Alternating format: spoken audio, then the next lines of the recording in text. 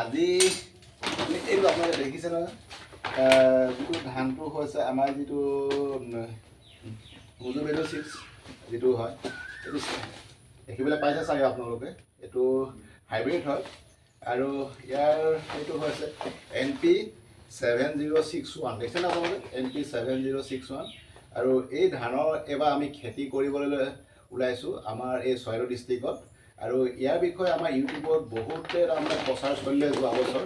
আৰু সেই গতিকে এইবাৰ তাৰমানে মই প্ৰেক্টিকেলি এই ধানটো খেতি কৰি চাম আৰু তেতিয়া মই আপোনালোকক ষ্টেপ বাই ষ্টেপ দেখাম। তাৰমানে মই এনেকৈ নেদেখাওঁ যিবিলাক নেকি কোনোবা খেতিয়কৰ ঘৰত গৈ পেলাই তাত গৈ ভিডিঅ' কৰিম বা 100 মোন 200 মোন পাইছে বা 80 মোন পাইছে, সেইবিলাক নকওঁ মই আপোনালোকক মই জাষ্ট দেখাব যাম যে এই ধানটো খেতি কৰিলে কেনেকৈ কৰিব লাগে, এই ধানৰ কঠীয়া কেনেকৈ পাৰিব লাগে, আৰু কঠীয়া একদম সঠিক তাৰমানে এটা সঠিক চাইণ্টিফিক পদ্ধতিত মই খেতিটো কৰিম।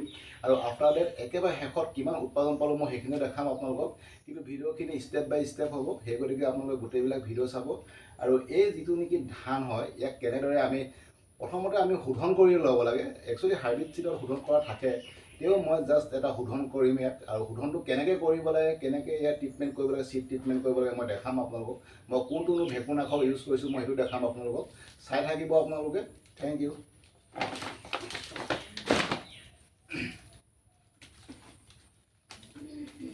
এতিয়া আপোনালোকে এইটো চাগে দেখা পাইছে, এইটো বেভিষ্টিন বুলি কয়। আৰু এই বেভিষ্টিনটো আমি 2 গ্ৰাম পাৰ লিটাৰ ৱাটাৰত, 1 লিটাৰ পানীত 2 গ্ৰাম এনেকৈ দি পেলাই আমি এই যিখিনি নেকি ধানৰ বীজ 15 পৰা 30 মিনিট সময় তাত ৰখাব লাগিব।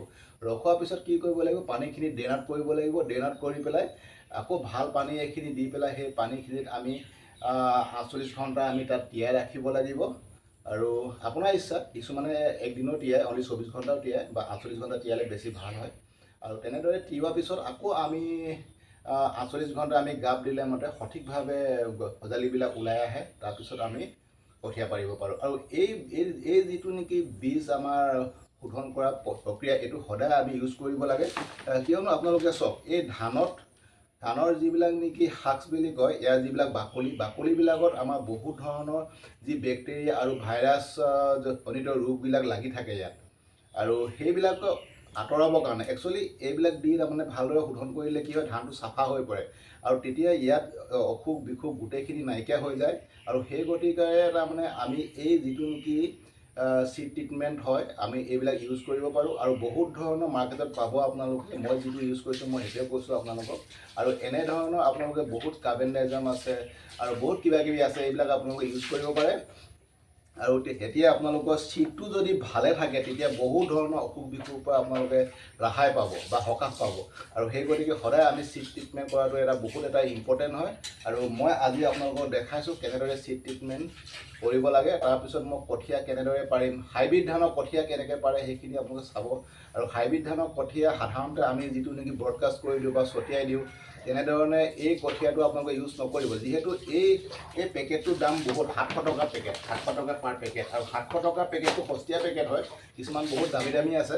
এতিয়া 700 টকা পেকেটটো আমিতো 1 বিঘা মাটিতে যদি ইউজ কৰি দিওঁ আমাৰতো লছ আহি যাব ন। সেই গতিকে ইয়াৰ তাৰমানে একচুৱেলি 1 কেজি to 2 কেজি তেনেকুৱা ভিতৰত তাৰমানে 1 বিঘা মাটি হ'ব লাগে। কিন্তু তেনেকৈ হ'বলৈ কি হ'ব লাগিব, কঠীয়া শিপাখিনি ভাল হ'ব লাগিব। আৰু সেই গতিকে মই কেনেদৰেনো হাইব্ৰিড ধানৰ কঠীয়া পাৰিব লাগে তাৰ ওপৰতো দেখাম ভিডিঅ'টোত। একচুৱেলি ভিডিঅ'টো ষ্টেপ বাই ষ্টেপ হ'ব। সেই গতিকে আপোনালোকে এটা প্লেলিষ্ট মই তৈয়াৰ কৰিম ইয়াত, হাইব্ৰিড ধানৰ কেনেদৰে আমি একদম ফ্ৰম ষ্টাৰ্টিং চিড ট্ৰিটমেণ্টটো তাৰমানে nursery, after date plantation, after date আমি হাৰ্ভেষ্টিং, গোটেইটা ভিডিঅ' থাকিব তাত। আৰু তাৰ মাজতে আমি কেনেদৰে তাক তাৰমানে হাইব্ৰিড ধানৰ কি সাৰ ইউজ কৰিব লাগে বা কিবা এটা হ'লে কীটনাশক দ্ৰব্য কি দিব লাগে। নৰ্মেল ধানৰ নিচিনা নহয়, অলপ ইয়াৰ প্ৰক্ৰিয়াটো অলপ তাৰমানে পৃথক হয়। সেইটো চাব আপোনালোকে। আৰু যিহেতু মই নিজৰ খেতি মাটিত এই যিটো নেকি আমাৰ NP7061 হয়, নজিবিডু কোম্পানী, আৰু এই খেতিটো কৰিম। আৰু ইয়াৰ পৰা কিমান উৎপাদন পাম সেইটো গম পাম। যিহেতু মোৰ মাটিত যিটো খেতি কৰিম তাৰ নিচিনা উৎপাদন আৰু কোনো নাপায় তাৰমানে। সেই গতিকে একদম সঠিক উৎপাদনৰ এটা ভিডিঅ' চাবলৈ পাব আপোনালোকে। কিনি য'ত ত'ত গৈ পেলাই ভিডিঅ' বনোৱাতকৈ মই নিজৰ মাটিতে খেতি কৰিছোঁ আৰু আপোনালোকক দেখাম। চাব, ধন্যবাদ, থেংক ইউ।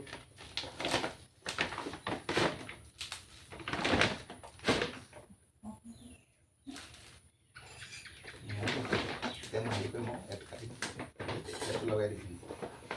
এতিয়া আমি কাটি লৈছোঁ। এইটো ফালি দিলোঁ ন বেলেগ কিবা চিট ভৰাই ধৰি দিব পাৰিব আৰু এতিয়া আমি ইয়াত ভাজি দিবলৈ আৰু একচুৱেলি ধানটো মই পোৱা নাছিলোঁ ধানটো অলপ চাই দিছোঁ আপোনালোকৰ নহয় দেই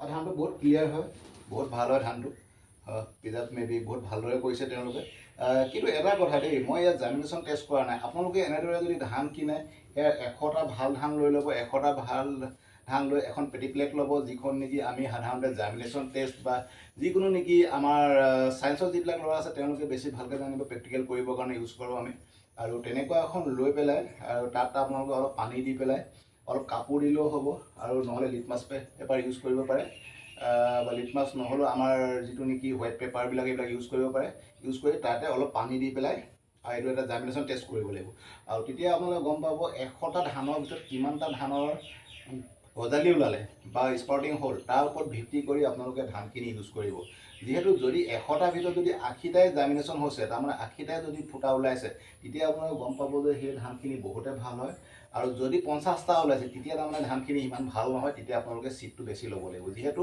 তাত পটান ধান বা পটান নহয় যিটো নেকি ৰটেন চিট বুলি কয় যিটো বেয়া চিট তাৰ বেছিভাগ থাকে সেইটো গতিকে আমি অলপ তাৰমানে বেছিকৈ ল'ব লাগিব আৰু যিহেতু মেট নাৰ্চাৰী কৰিবলৈ হ'লে আপোনালোকে 80%ৰ এবভ যিবিলাক জাৰ্মিনেশ্যন হয় তেনেকুৱা ধানবিলাক বেছি ইউজ কৰিব আৰু চাই থাকক মই কেনেদৰে কৰিছোঁ থেংক ইউ আৰু মোৰ ওচৰত বহুত টাইপৰ ধান আছে আৰু এইখিনি ধান তিয়ালোঁ অলৰেডি এইখিনি মই আপোনালোকক দেখাবৰ কাৰণে জাষ্ট ভিডিঅ'টো বনাবৰ কাৰণে চাই কৰিছোঁ চাই থাকক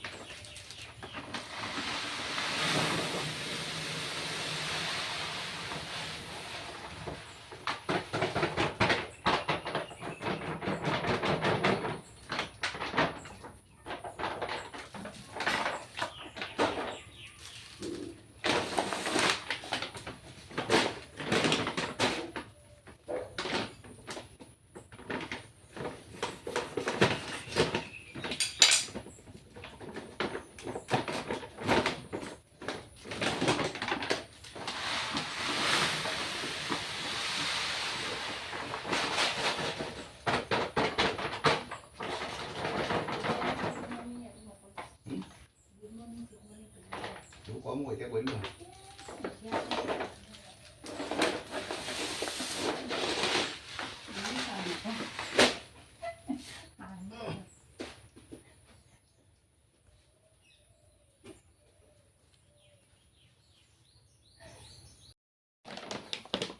হৈছে এইটো অহাকৈ পেকেটটো অহাকৈ ধুনীয়া ল'ব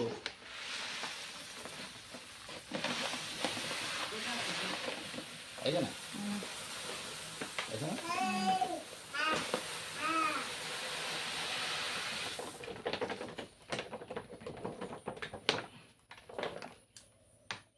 NP 7061